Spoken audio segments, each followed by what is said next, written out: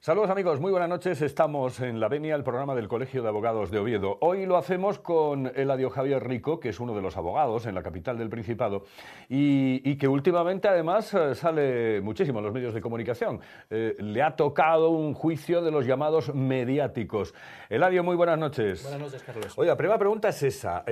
¿Cómo se toman las cosas cuando los juicios son mediáticos? Es decir, ¿es bueno, malo, regular o indiferente? Con muchísima precaución, porque vamos a ver, el problema de los medios de comunicación y la influencia que tienen sobre los aspectos del proceso, sobre todo del penal, que es básicamente donde se mueven más los medios, es importantísimo. Mira, yo hace poquito estuve en la audiencia de Málaga en un pleito muy grande con más de 40 abogados por un tema de, bueno, era una cosa de falsificación de carnes de conducir, y allí estábamos 43 abogados, de toda España, porque era una mafia ucraniana que había montado ahí en Málaga una red de venta de carnes falsos, porque los ucranianos no pueden conducir en España. Bueno, hubo tal presión mediática en aquel procedimiento que en el primer corte se cayeron 10 abogados que ya se conformaron, 10 clientes se conformaron. En el segundo corte, que se volvió a suspender el asunto, otros 10. Y luego quedamos allí, nada, 14 o 15. ¿Y por qué? Bueno, pues porque los fiscales muchas veces aprietan y los medios aprietan mucho para que la gente se conforme y evitar sostener la acción penal y conformarse con una cosa más pequeña, que no ingrese en prisión, y evitar ese asunto. Allí en esa sala que se juzgó a la Pantoja, yo recuerdo, porque claro, fui tantas veces a Málaga que ya vas haciendo cierta confianza con los miembros del tribunal, ¿no? Yo recuerdo una anécdota muy divertida, que a mí me llaman Asturias allí, porque parece ser que los asturianos tienen muchísimo acento, y aunque no lo sepamos normalmente, ¿no? Me decía el presidente, oye Asturias, allí me preguntaba sobre estos, los procesos mediáticos, y le dije, bueno, pues allí hemos tenido 2 casos de corrupción importantes, grandes, que sí que han tenido presencia mediática, y luego lo normal es pues en homicidios o en temas de drogas grandes, pero no hay una gran presión. Y me contó lo de la Pantoja, que estaban hasta las narices de la Pantoja, porque habían tenido además un problema grave de orden público en el momento que ingresó la primera vez para iniciar el juicio, y el presidente estaba muy pesaroso por aquel asunto, que luego, como habéis visto, se ha complicado muchísimo más, ¿no? Claro, más que nada es por si, sobre todo en los juicios con jurado, a mí me da la sensación de que hay que tener mucho cuidado, porque depende por dónde vayan los tiros de la prensa, si van a favor o en contra, depende cómo se informe, etcétera, puede influir o no influir. El problema de los juicios con jurado, yo solo he llevado uno directamente, que lo llevé en Gijón hace un par de años, y colaboré ahora en este que me estás hablando con Fernando Rodríguez, un abogado de Madrid, que me pidió que le echáramos una mano a la defensa, aunque la asumió él directamente totalmente. Yo creo que los juicios con jurado realmente, cuando son juicios en los que hay un delito de sangre, pues la importancia de la prensa sí que es radical, pero el jurado ya está muy mediatizado por las autopsias, por todo aquello. Entonces yo creo que tiene una influencia limitada. Sí que es cierto, yo recuerdo el asunto que llevé en Gijón, que era un profesor de universidad que se le acusaba de vender pruebas a los alumnos. Sí que es cierto que en aquel proceso sí que se le hizo una campaña muy dura para poner de relieve esa conducta, ¿no? Que era una cosa absolutamente, bueno, luego te cuento cómo acabó, ganamos 9-0, no hubo discusión, ¿no? Pero sí que se hizo una campaña dura desde la universidad y desde la determinada prensa, que hizo que esta persona tuviera que incluso cambiar de universidad, marcharse a ver a otro sitio y tal, pese a que el asunto se ganó. Pero claro, el estigma de profesor que vende alumnos a las aprobadas y tal, bueno, es una cosa, porque si dices, bueno, es un profesor que a cambio de favores sexuales pretende que aprobarlas o no, entre comillas, eso parece más razonable, pero que uno venda sus aprobados. Sí que es cierto que aquel asunto era en la Escuela de Turismo de Gijón, había un tapón muy grande de alumnos que no habían aprobado, y se le montó, digamos, una calumnia realmente, porque así quedó en la vía penal demostrado, porque absolutamente nadie podía creerse aquel asunto. Yo recuerdo, además, fue muy divertido, porque uno de los miembros del jurado, porque ya sabes que es el seleccionado del jurado, bueno, tiene su cosa, era catedrático de latín. O de griego, creo recordar. Y yo lo había seleccionado cuando se le habían acabado las recusaciones al fiscal. Dije, este catedrático, bueno, ¿cómo va a condenar a un profesor y tal, no? Y nada, acabó el juicio. Le dice al presidente Dona Petri, le dice al presidente del tribunal, ¿podemos dirigirnos al letrado de la defensa? Y les dice Dona Petri, no, esto ya ha terminado, ustedes márchense, que aquí no hay nada más que hablar. Bueno, bajo a la escalera del fomento, del jurado de fomento, y se me acerca el presidente del jurado y me dice, oiga, letrado, que no puede hablar conmigo, hombre, que ya hemos terminado. Y dice, no, solo quiero decirle una cosa. Tiene usted un pico de oro. Me caches en la mar. Estuve 3 meses que no podía yo con aquel asunto, joder, tratadísimo. Eso es bueno, eso es bueno. Es una de las cosas que me gustaría que ya en la propia facultad, pero yo creo que además tendría que potenciar incluso el propio colegio, es el tema de la oratoria. Yo creo que los abogados, todos los abogados, tienen que tener al menos una formación en cuanto a dirigirse pues al juez, al fiscal, a quien sea, exactamente. Claro, vamos. se habla distinto, yo creo. Saber estar en un juicio, que es que mucha gente, Elayo, tú lo sabes, es que es difícil muchas veces. Hombre, cuando eres el abogado 33 en hablar, en un juicio macro proceso en audiencia nacional o en un proceso de 20 o 30 acusados, ¿qué preguntas cuando eres el 30? Claro, es realmente complejo el manejar esa situación. Vamos a ver, la pasantía, año 1989, 2014, Ley de Servicios Profesionales, cómo cambia el tiempo, ¿no? Bueno, para bien, para mal, para regular. Pues no es fácil de contestar esa pregunta, ¿no? Yo recuerdo cuando empecé, que ya voy casi para 25 años, ¿cómo pasa? Así que pasa el tiempo, que, digamos, entonces había otro tipo de relación entre los abogados ya consolidados y los que empezábamos, ¿no? Porque en aquel momento no había obligación de asegurar a nadie, no teníamos una presión grande de la seguridad social, tener a alguien en el despacho como aprendiz, como meritorio, que se llamaba, o como pasante, que se llamaba, entonces era muy habitual, y había compañeros, había abogados que tenían mucha vocación docente y que te metían en sus despachos. Y como digo yo, les pagabas en carne, ¿no? Porque les hacías, al principio tardabas 3 o 4 años en poder hacer algo decentemente bien para el despacho, pero que al final sí que era razonable. Yo tuve mucha suerte porque tuve un maestro, que fue el fallecido Gerardo Turiel, como sabes, que tenía una vocación muy didáctica y había muchísimos pasantes en aquel despacho y la pasantía era totalmente distinta. Ahora, ¿qué ocurre? Ahora o tienes un convenio oficial con la universidad o con alguna escuela de práctica jurídica, o es materialmente imposible tener en tu despacho a nadie para hacer prácticas, porque lo tienes asegurado o no puedes tenerlo. Entonces, claro, eso va en perjuicio de la gente que quiere arrancar en la profesión, porque además los convenios son solo de 4 meses. En 4 meses no te da tiempo ni a saber mirar un expediente. Es muy difícil que sirva para algo esa pasantía, ¿no? Entonces, y los chicos jóvenes, con toda la razón del mundo, se quejan, porque el paso siguiente es que los contraten por 500 euros o por 600 euros en un despacho de servicios profesionales grandes y que estén allí haciendo monitorios y sin aprender nada de derecho. ¿La figura del procurador está a extinguir o no? Ese es un tema muy delicado. Tenemos la Ley de Servicios Profesionales nueva que acaba de salir, el anteproyecto va a presentarse en el Consejo de Ministros, por lo que yo sé, el 21, el viernes que viene, y les da bastante caña a los procuradores. Los procuradores son una figura que, como yo digo siempre, al bueno no se le nota, pero al malo se le nota muchísimo. Y realmente yo estoy casado con una procuradora, entonces igual no soy muy objetivo, pero sí que creo que son una figura de representación procesal muy distinta a lo que somos los abogados y que sí que debe mantenerse. El anteproyecto, que lo tengo aquí, lo está mirando este fin de semana, les da bastante guerra en función de horarios, de limitaciones, sobre todo por el tema de la competencia. Yo no sé por qué los procuradores les ha mirado mal a alguien en la defensa de la competencia que se los quiere a toda costa al Ministerio liquidar. Y no me preguntes por las tasas, ¿eh? Te lo pido, por favor. Sí, mejor, porque supongo que todo... Muerto el perro, sí, no se podría dejar rabia, pero bueno. Mejor. El tema de los...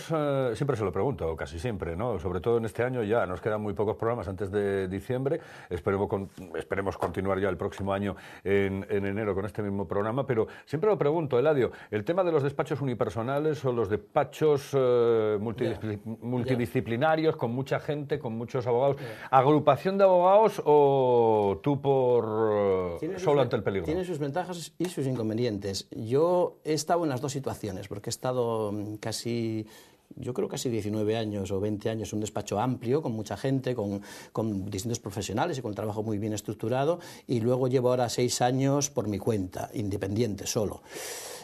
Los abogados somos muy independientes, ¿eh? Los abogados trabajamos muy mal en equipo. Eso yo creo que lo dice Valdés, nuestro decano, con buen conocimiento de causa. Los abogados luchamos muchas veces independientemente y la manera de dirigir los asuntos es muy personal. Y la relación abogado-cliente es una relación de confianza que muchas veces no admite, es como el amor, no admite mucha gente por el otro lado, ¿no? Yo, ahora que me toca estar en un despacho unipersonal, pues estoy contento y me parece que lo Lo que pasa es que, claro, solucionas los problemas logísticos, digamos, subcontratando cosas. Ahora que me dedico al concursal, después de tantos años, llevo casi 3 años dedicándome al derecho concursal en buena medida como administrador y a veces como promovente, pues todos los aspectos económicos del concurso de acreedores lo llevo con una asesoría muy conocida de aquí de Oviedo, que lo subcontrato con ellos, claro, porque no tienes infraestructura para manejar los concursos sin tener un economista o liquidar los impuestos y hacer todos estos asuntos. Y una cosa, antes de que se me olvide, que quería, porque veía yo el otro día una pregunta que le hacías a Juan Jesús, que es el abogado que lleva la sección de formación del colegio, de los concursos, sobre eso de que siempre son los mismos. No es cierto. Y buena prueba de ello la tienes aquí delante, que yo tengo una formación concursal reciente, entre comillas, no soy de la antigua generación de administradores concursales y estoy trabajando con normalidad en los 3 juzgados de Asturias. Luego, eso de que son los mismos, digamos que se ha democratizado un poco la figura de la administración concursal. Claro, llevando el tema de administración, llevando contenciosos administrativos, etcétera, etcétera, etcétera, o temas concursales, me doy cuenta por lo que no quieres hablar de las tasas, claro. Bueno, lo de las tasas es absolutamente... Las tasas ha acabado con la segunda instancia. Aquí que tenemos una jurisdicción pequeña y nos conocemos todos, yo hablo con magistrados de la audiencia, amigos o gente de mi generación, que te dicen que les ha bajado de una forma terrible el tema de los recursos de apelación, porque ¿quién pone ese dinero para recurrir a apelación aunque tenga razón, ¿no? Y en el contencioso además ha coincidido con una muy buena gestión de la oficina judicial que ha montado un compañero mío de promoción, un Chamorro. Esto lo puedo decir porque yo, como no llevo contencioso administrativo, no se me puede acusar de pelota, ¿no? Que ha organizado muy bien el tema del contencioso y que ahora la respuesta media de una apelación entre 4 meses y 1 año, cuando antes estábamos en un horizonte de 3 o 4 años. Eso es que a los contenciosos concretamente los han machacado. Sí, se han reducido, dice, un 40% aproximadamente. Sí, aproximadamente, pero los civiles también, y en el tema concursal yo no sé si hay más o menos que antes. Vamos a ver, en el tema concursal es que es un asunto muy específico, ¿no? Y digamos que muere mucho ante el juzgado de lo mercantil, ¿no? Lo único que se recurre en sede concursal es básicamente el tema de las calificaciones de los concursos y incidentalmente se recurre a una calificación de crédito. Pero no hay, yo creo, un volumen excesivo de recursos en lo mercantil en segunda instancia, en mi opinión, ¿no? Porque digamos que se organiza bastante bien en la primera instancia ante la sede natural. El tema de la corrupción política, corrupción económica y el ejercicio de la profesión, ¿cómo lo ves? Porque claro, es que está ahí, es el pan nuestro de cada día. Bueno, pues delicado, diría yo, ¿no? Porque una cosa es el instrumentalizar la justicia penal en sede política para echarse los trastos entre un concejal y otro, por ejemplo, o entre el político de turno y otra cosa es la creciente sensación de impunidad que hay respecto de la actuación de nuestros políticos, no solo en Asturias, que también, sino en relación a toda España. Claro, el problema es complejo, es un reflejo de la sociedad también, porque tenemos los políticos según el tipo de sociedad que tenemos, evidentemente, y luego atajarlo es muy difícil. Yo diría 3 cosas desde el punto de vista de nuestra profesión. Yo creo que primera cosa importantísima es que no podemos andar funcionando con una ley de enjuiciamiento criminal del año 1882. Sí. Eso, que es una ley que está prevista para el que robaba la gallina o una sociedad agraria muy poco estructurada, y ahora esa norma no sirve absolutamente para nada. Segunda cuestión. Es muy importante que la policía judicial y los técnicos y peritos de Hacienda que abordan la corrupción económica dependan no del ministerio, sino del juez instructor. Porque el juez instructor es el que puede manejar el asunto y es el que tiene que andar luchando contra esa criminalidad organizada. Tercera cuestión. Esta gente de la corrupción debe saber que sus conductas no quedan impunes, pero no solo con penas privativas de libertad, sino que deben devolver las perras, como dicen. Eso lo dice, yo lo veo en mi despacho, que la gente dice, bueno, don Eladio, ¿y este asunto cómo lo ve yo? Pues no sé cómo verlo, pero mientras no se devuelva el dinero y no se haga es como pasa en el concursal, ¿no? Hay que recuperar activos, hay que sacar todas esas perras a la luz y que se puedan incorporar, no solo dentro de la sanción, sino que se devuelvan a la sociedad. Y luego la figura del fiscal, que es muy importante. Ahora se discute mucho si va a instruir, si no va a instruir.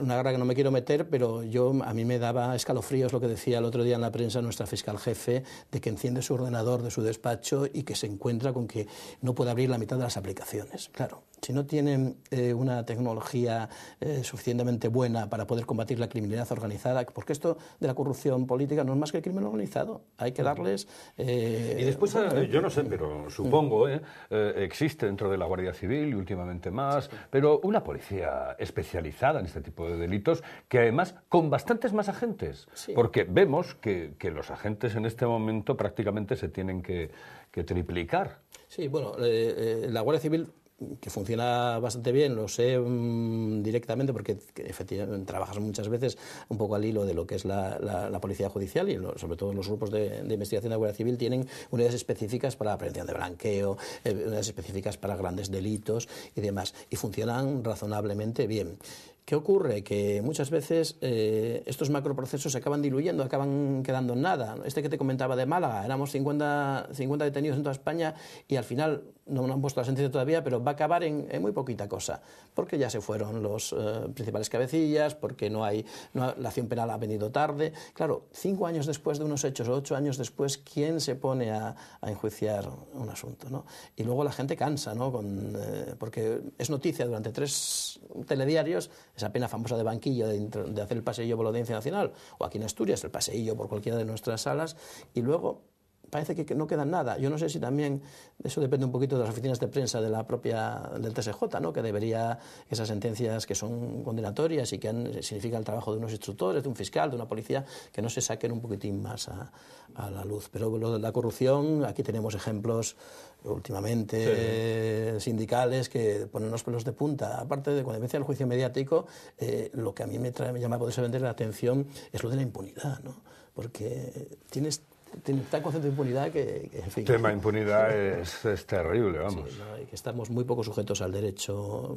Yo siempre dije, y no es una pose, yo creo que es cierto, que hay 2 tipos de justicia. La justicia civil y la mercantil, que es, digamos, para las clases pudientes, para los poderosos, y la justicia penal, que es para los desgraciados, para los pobres. Ahora eso ya no es así, ¿eh? Ahora cada vez hay más ricos peleándose en la justicia penal. Yo, en cualquier caso, si tuviese que abogaría por meter bastantes más policías y guardias civiles en las operaciones contra la corrupción.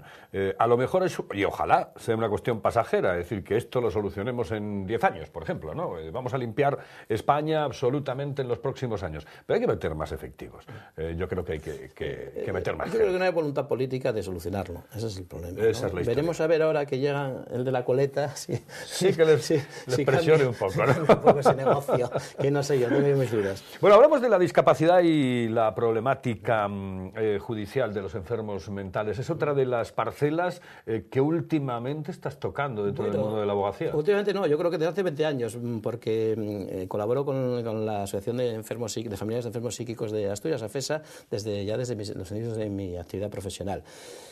Y sí que tienes un pequeño corazoncito con ese tema. Es un tema que aborda muchas cuestiones, desde la incapacitación civil hasta los delitos que cometen las personas con enfermedad mental, hasta el tratamiento asistencial que deben recibir. Y es el enfermo mental, digamos, que es desde que cambió la Ley General de Sanidad y ya no hay centros cerrados, los antiguos manicomios, digamos que el enfermo mental pasa a ser atendido por las familias, fundamentalmente. Y entonces muchas veces pues crea graves problemas de convivencia, graves problemas penales cuando no se atiende correctamente a un enfermo mental, y sobre todo en el ámbito civil lo que se está de momento, desde hace unos años, desde la Convención de Nueva York de los Derechos de las Personas con Discapacidad, y por lo menos aquí en Asturias se está intentando dejar de incapacitar a la gente por incapacitarla, no ir a un juzgado civil y decir usted no puede votar, no puede hacer nada, tiene que tener un tutor que le haga todas las cosas.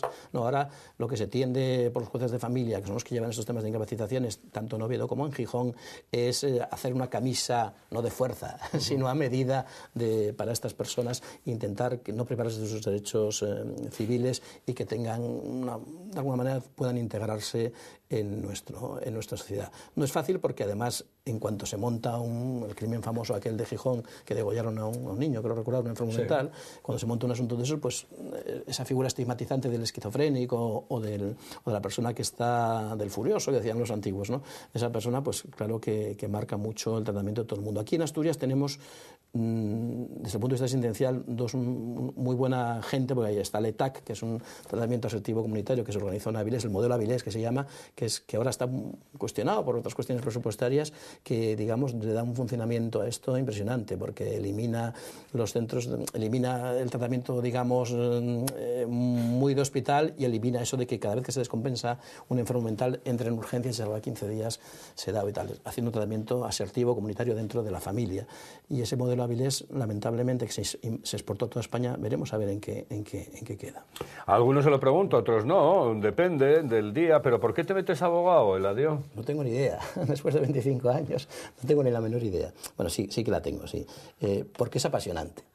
Porque nuestra profesión es... yo quería ser periodista, no quería ser abogado, quería ser periodista, no de tribunales, pero la idea que tenía cuando tenía 18 años era ser periodista. Por cuestiones de la vida, porque había aquí facultad y tal, no me pude ir a Madrid, he terminado de abogado. Es que es apasionante. El que no sienta... nuestra profesión, mucha gente dice, te quedan 10 años, te jubilas, tiras el despacho, para Málaga a tomar el sol y feliz de la vida. Y yo siempre cuento una anécdota de un viejo abogado de aquí, de Asturias, que ya próximo a su jubilación, lo tuve yo en una vista de apelación civil hace muchísimos años, cuando las apelaciones eran civiles, que era un tema de yo creo recordar que era un tema de unos daños en un edificio, una cosa muy técnica.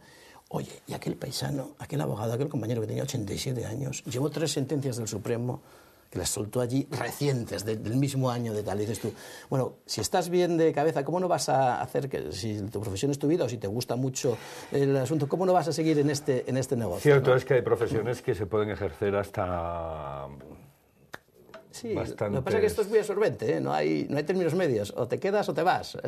Yo creo que no tiene... Yo lo entiendo también, quizás no como en el periodismo puro y duro, pero sí, por ejemplo, con el tema de la radio, por ejemplo, de la voz. Quien trabaja con la voz puede trabajar con la voz hasta que la voz le aguante. Hombre, a nosotros nos jubilan los clientes, porque se te mueren. Los clientes se te mueren. Yo ya que llevo casi 25 años, en enero tengo ya 25 años de ejercicio, dices, caramba, ya has llevado a veces a 2 generaciones de gente, que divorciaste al padre, luego al hijo, o que le llevaste un pleito penal a no sé quién y tal, y dices, tu madre de Dios, ¿cómo va pasando el tiempo? Pero realmente en nuestra profesión somos unos privilegiados.